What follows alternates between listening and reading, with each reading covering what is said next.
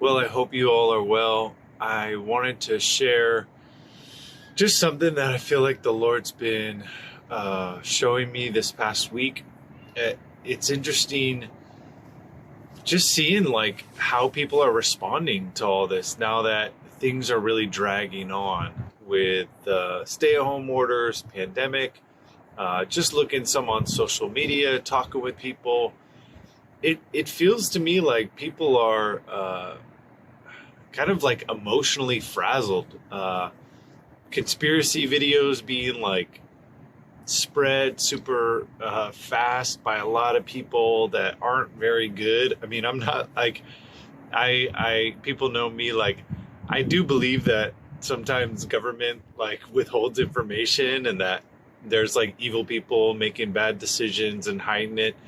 But some of these things that are coming out are just kind of ridiculous, and it feels like so many people are just emotionally very thrown off, and it's kind of concerning. And it seems like also a lot of um, people getting very much engaged in like debates around liberties and concerned about government. And I don't know, like there's important discussions to be had in that. And I'm not saying we shouldn't be engaged in conversations about liberty and all that stuff, but it just concerns me that it feels like there's a lot of Christians that are freaking out a little bit right now, emotionally.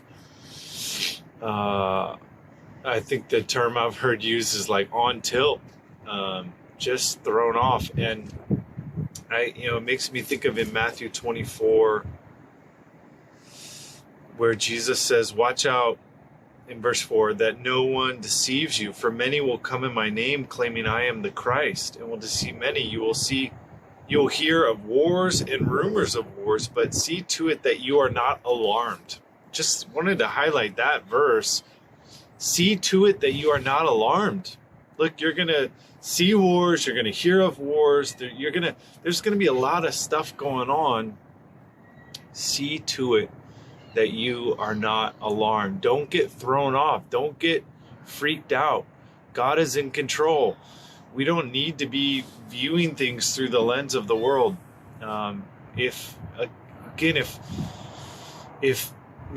government's making shady decisions, or the WHO you don't trust, or like different things like that, it's okay.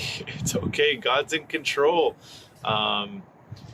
And we shouldn't be freaking out.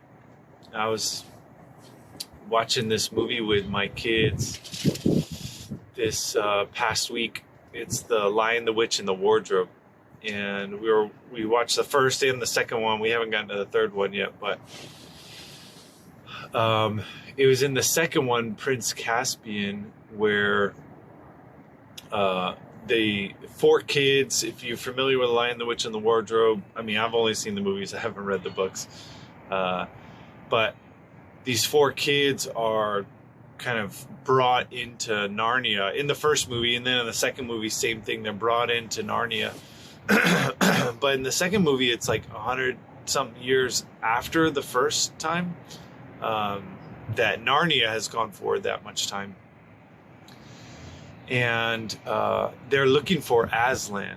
And so Aslan in these movies is the Christ figure, right? The books are written by C.S. Lewis, who's a Christian author, and Aslan is the Christ figure. And in the first movie, Aslan was the clear like hero and king, sacrificial king. But in the second one, he's not there. And people are wondering, where is Aslan? Why is he abandoned Narnia? And these four kids, again, they had become kings and queens in the previous movie and helped lead Narnia. And now they're coming in and it's destroyed and they don't know where Aslan is. But the three older kids, they just start trying to do what they can do. They are trying to like battle the evil oppressors. they're kind of resorting to everything they can to try to, liberate the people of Narnia. But it's very interesting. The younger girl, Lucy, she keeps asking the question, where is Aslan? And then it even gets to a point where she feels like she sees Aslan a couple different times. One time it's kind of a glimpse of him and then he's gone. Another time it's in a dream. And eventually, as you're getting through the movie and the kids and the Narnia people are really struggling, she finally decides that she's going to go off and find Aslan. And so she goes out, and the rest of them, they're like losing this battle. They're about to be destroyed. They tried so many different things. They're frantically coming up with different plans on here's what we're going to do, here's what we're going to do, and it just doesn't work. It never works. And then Lucy goes off, and she finally finds Aslan. And Aslan asks a question, something like, why did it take you so long to come? Why did it take you so long? And she says something along the lines of, yeah, but my brothers and sister, they didn't believe me. And he asks her, why did you care? Why does that matter? And so then as she goes and gets Aslan, and Aslan comes back and they win the battle. Sorry to give it away if you were planning on watching the movie, but it stood out to me as so significant, this picture of people trying to always go towards different plans and strategies. And here's Lucy, who's seeking out Aslan.